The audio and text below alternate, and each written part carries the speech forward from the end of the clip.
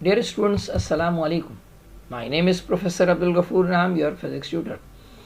Dear students, आज की इस वीडियो में हम सर्कुलर मोशन के न्यूमेरिकल्स को सॉल्व करेंगे और ये क्लास 11 के लिए है। तो आइए स्टार्ट करते हैं अपने न्यूमेरिकल को।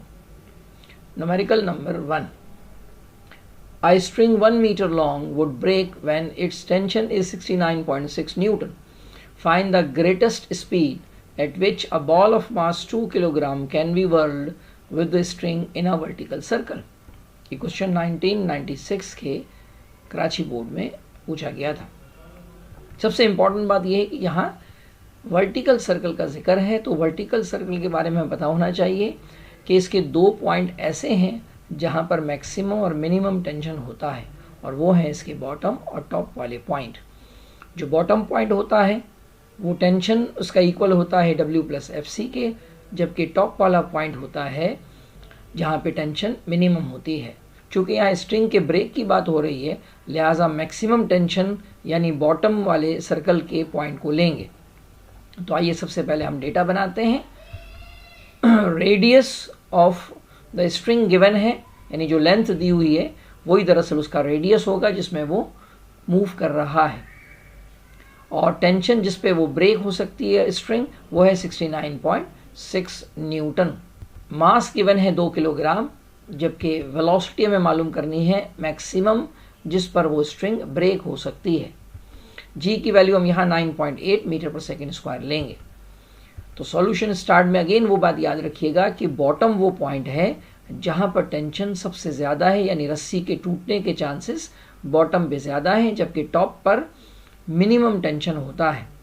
तो आइए फिर यहाँ सेंट्रीपिटल एक्सेलरेशन का फार्मूला यूज़ करते हैं। सेंट्रीपिटल एक्सेलरेशन बराबर होगा T - W के, क्योंकि T अंदर की तरफ होगा और W बाहर की तरफ है, तो यहाँ जो नेट फोर्स जनरेट होगी वो इसकी सेंट्रीपिटल फोर्स होगी। तो FC बराबर हो गया T - W के।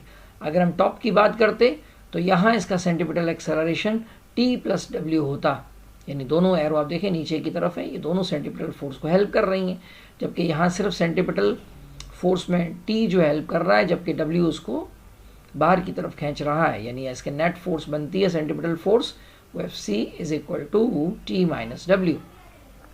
सेंट्रीपिटल फोर्स बराबर होती है mv²/r के, जबकि W होता है mg के इक्वल। यहाँ वैल्यू दी हुई है उसको सब्स्टिट्यूट करेंगे। मास की वैल्यू 2 है, रेडियस 1 है, टेंशन 69.6 है, मास की वैल्यू 2 और जी की वैल्यू 9.8।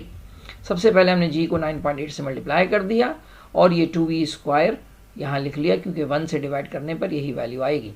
69.6 में से 19.6 माइनस किया तो 50 आया, and dividing by 2 on both side, तो ये हो गया v² = 50/2, ये हो गया 25। Now taking square root on both side, तो ये हो गया v = √25। 25 का अंडर रूट निकाला तो ये आ गया 5 मीटर पर सेकेंड, यानी 5 मीटर पर सेकेंड बॉटम पर वो स्पीड होगी जिस पर ये स्ट्रिंग टूट सकती है। Now numerical number 2, A ball of mass 0.2 kg is tied to the end of a string and whirled in a horizontal circle of radius 0.4 meter.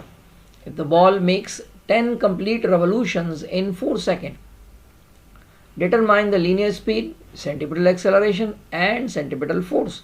ये क्वेश्चन 2001 और 2016 कराची बोर्ड का।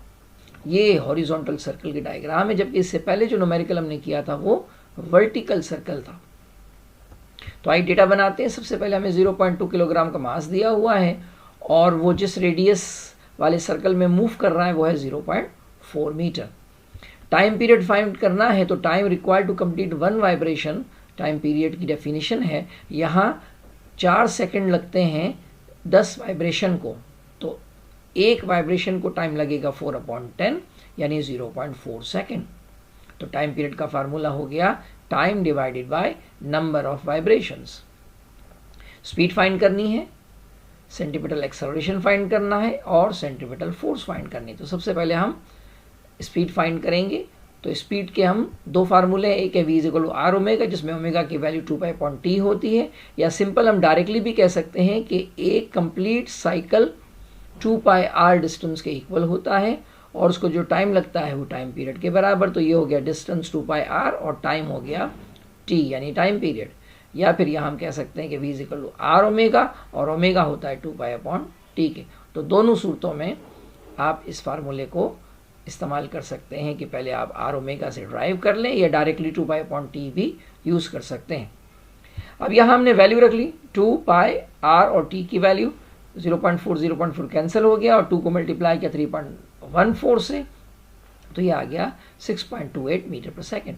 सेंट्रीपिटल एक्सेलरेशन फाइंड करना है, तो इसका फार्मूला है v²/r। Velocity हम find कर चुके हैं, लीनियर वेलोसिटी, वो यहाँ पुट कर देंगे, उसका स्क्वायर निकाल के 0.4 से डिवाइड करेंगे, तो ये आ गया 98.6 मीटर पर सेकेंड स्क्वायर। अब सेंट्रीपिटल फोर्स निकालनी है, या तो हम mv²/r के फार्मूले को यूज़ करें या डायरेक्टली हम न्यूटन के सेकंड लॉ को इस्तेमाल करें, F = ma वाले। तो Fc = m × ac। Mass given है और अभी सेंट्रीपिटल एक्सेलरेशन हमने ऊपर निकाला 98.6, इसको सब्स्टिट्यूट कर दिया तो 0.2 मल्टीप्लाई बाय 98.6, ये आ गया हमारे पास 19.7 Newton. Now numerical number 3, calculate the centripetal acceleration and centripetal force on a man whose mass is 80 kg who is resting on the ground at the equator, given that the radius of earth is 6.4 exponent 6 meter and the earth completes one rotation in one day। बाज years में ऐसा भी हुआ है यहाँ पर कि जो आखिरी सेंटेंस है ये गिवन नहीं था, यानी अंडरस्टूड है कि ज़मीन का एक रोटेशन अपने एक्सिस पर 1 डे में कंप्लीट होता है और यही इसका टाइम पीरियड है। अगर हम यहाँ अर्थ की रोटेशन की बात करें तो अर्थ अपना कंप्लीट रोटेशन 1 डे में कर लेता है,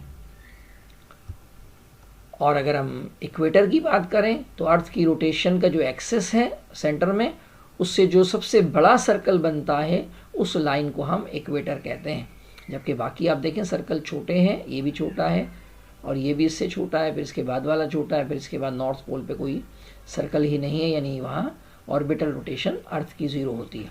जबकि सबसे बड़ी ऑर्बिटल वेलोसिटी जो बन सकती है वो है इक्वेटर के ऊपर। तो हम रेडियस इस्तेमाल करेंगे अर्थ का फॉर द इक्वेटर। तो सबसे पहले सेंट्रीपिटल एक्सेलरेशन और सेंट्रीपिटल फोर्स फाइंड करना है, मास की वैल्यू हमने यहाँ नोट कर ली और रेडियस ऑफ अर्थ जो गिवन है वो लिख लिया 6.4 एक्सपोनेंट 6 मीटर, जो इक्वेटर के पॉइंट ऑफ व्यू से इस बड़े सर्कल का भी यही होगा। अब टाइम पीरियड की अगर बात की जाए तो time required to complete 1 rotation वो है 1 डे अर्थ के लिए, और 1 डे मतलब 24 आवर्स, और 24 आवर्स में हर आवर के अंदर 60 मिनट्स और हर मिनट में 60 सेकंड्स होते हैं। तो सबको मल्टीप्लाई कर दिया, हमें 86,400 सेकंड्स मिल गए। ये वो टाइम है जो अर्थ एक रोटेशन में लेता है। अब सिंपली हमने सेंट्रीपिटल एक्सेलरेशन का फार्मूला यूज़ किया।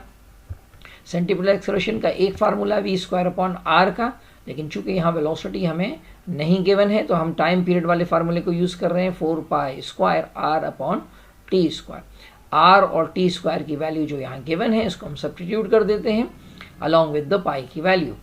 ये ऊपर वाला जितनी भी वैल्यूज़ है इसको कैलकुलेटर से मल्टीप्लाई कर दिया और नीचे 86,400 का हमने स्क्वायर निकाल लिया, एंड फाइनली जब इन दोनों को डिवाइड किया तो आंसर आ गया 0.033 मीटर पर सेकेंड स्क्वायर।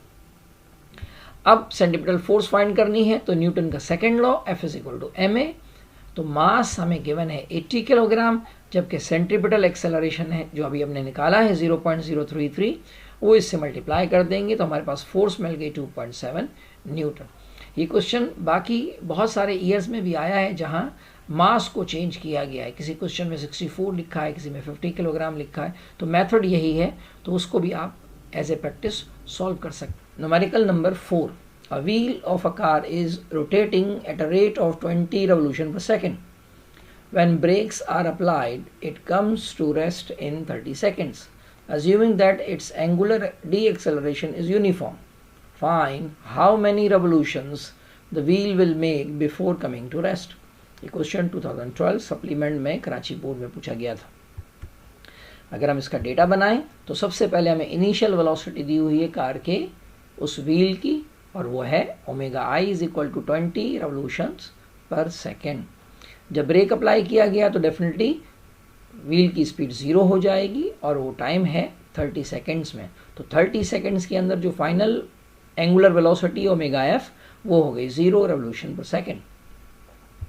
जबकि डी एक्सेलरेशन का यूनिफॉर्म है या ज्यूम किया गया है, यानी हमें मालूम करना है कि उसने कितने रेवोल्यूशंस किए रुकने से पहले। तो सबसे पहले हमें एंगुलर एक्सेलरेशन फाइंड करना होगा। तो alpha is equal to omega F minus omega I upon T. दोनों ओमेगा एफ और ओमेगा आई की वैल्यू सब्स्टिट्यूट की और टाइम की वैल्यू भी यहाँ रख दी।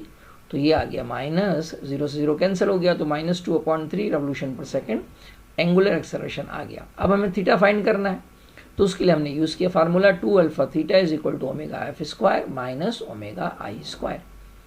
अल्फा की वैल्यू हम निकाल चुके हैं और ओमेगा आई और ओमेगा एफ की वैल्यू डेटा में मौजूद है, उसको हमने सब्स्टिट्यूट कर दिया। 2 को 2 से मल्टीप्लाई किया तो ये हो जाएगा 4/3 माइनस में, और 0 का स्क्वायर 0 होता है, जबकि 20 का स्क्वायर हो गया 400। यहाँ माइनस से ये जो माइनस है वो कैंसल आउट हो जाएगा, ठीक है। और ये जो 3 है ये वहाँ जाके मल्टीप्लाई हो जाएगा 400 से, तो ये बन जाएगा 1200, और 4 को हम डिवाइड कर देंगे 1200 से, तो हमें आंसर मिल जाएगा 300 रेवोल्यूशंस। आप अगर चाहें तो ओमेगा की वैल्यू को रेडियन पर सेकंड में भी कन्वर्ट कर सकते, और फिर आपको आखिर में रेडियन को रेवोल्यूशन में कन्वर्ट करना होगा। तो इससे बेहतर है कि आप इसको रेवोल्यूशन में रहने दें, तो फाइनल आंसर भी हमारा रेवोल्यूशन में ही आएगा। Now numerical number 5। Tarzan swings on a vine of length 5 meters in a vertical circle under the influence of gravity. When the vine makes an angle of 30 degrees with the vertical, Tarzan has a speed of 4 meters per second. Find A part centripetal acceleration और B part में पूछा है his tangential acceleration. अगर हम इसको इस diagram से समझें तो टार्जन जो है उस रस्सी को यानी वाइन को पकड़कर स्विंग कर रहा है। तो जब वो एक 30 डिग्री के एंगल पर पहुंचा है तो उस वक्त उसकी वेलोसिटी थी 4 मीटर पर सेकेंड। तो सबसे पहले हम डेटा बना लेते हैं जो गिवन है। याद रहे कि टार्जन अगर पूरे सर्कल में घूम जाता तो जो रस्सी की लेंथ है वही उसका रेडियस होता। तो ये जो 5 मीटर दिया हुआ है ये एक्चुअली उस सर्कल का रेडियस है या उस सर्कुलर पाथ का रेडियस है जिसमें टार्जन स्विंग कर रहा है। तो ये हो गया 5 मीटर, जबकि एंगल दिया हुआ है विद द वर्टिकल 30 डिग्री, और जब एंगल 30 डिग्री था तो उस वक्त टार्जन की स्पीड थी 4 मीटर पर सेकेंड। पार्ट ए में हमसे पूछा गया सेंट्रीपिटल एक्सेलरेशन और पार्ट बी में हमसे पूछा है टेंजेंशियल एक्सेलरेशन। तो सबसे पहले हम मालूम करते हैं सेंट्रीपिटल एक्सेलरेशन, जिसका फार्मूला है v²/r का। v हमें गिवन है 4 मीटर पर सेकेंड और r की वैल्यू गिवन है 5। तो 4 का स्क्वायर किया 16 और 16 को 5 से डिवाइड किया तो सेंट्रीपिटल एक्सेलरेशन हमें मिल गया 3.2 मीटर पर सेकेंड स्क्वायर। टेंजेंशियल एक्सेलरेशन मालूम करने के लिए हमें फ्री बॉडी डायग्राम बनानी होगी। तो फ्री बॉडी डायग्राम में हमने स्ट्रिंग की लेंथ को r लिया है और ये पॉइंट जो रिप्रेजेंट किया जा रहा है ये टार्जन को रिप्रेजेंट कर रहा है, जबकि एंगल 30 डिग्री को हमने थीटा यहाँ लिखा है। तो हमें फाइंड करना है कि इसकी टेंजेंशियल वेलोसिटी यानी ये जो सर्कुलर पाथ है जिस पर टार्जन स्विंग करता है उस पर जो टेंजेंट बन रहा है एक्सेलरेशन का, वो टेंजेंशियल एक्सेलरेशन क्या होगा। तो चूंकि बात की जा रही है इसके अंदर कि torsion swings under the influence of gravity, तो इसका ग्रेविटेशनल एक्सेलरेशन होगा g के इक्वल, जिसकी डायरेक्शन डाउनवर्ड है। अब इस g के दो कंपोनेंट्स होंगे, एक कंपोनेंट स्ट्रिंग के अलोंग होगा जो इस थीटा के साथ ही बन रहा है। याद रहे कि ये थीटा और ये थीटा की वैल्यू सेम होगी। अगर ये 30 डिग्री है तो यहाँ पे भी 30 डिग्री होगा क्योंकि ये दोनों वर्टिकल एंगल हैं।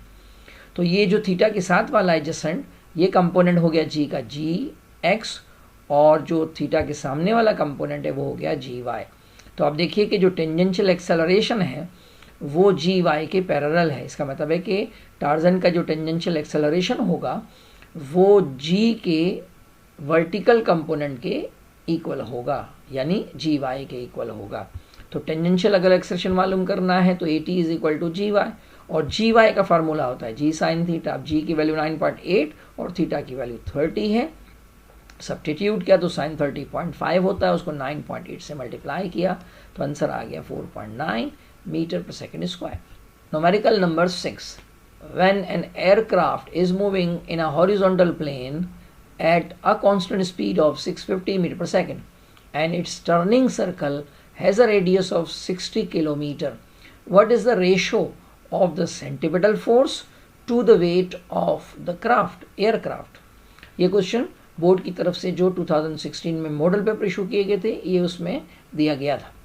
तो आइए इसको सॉल्व करते हैं।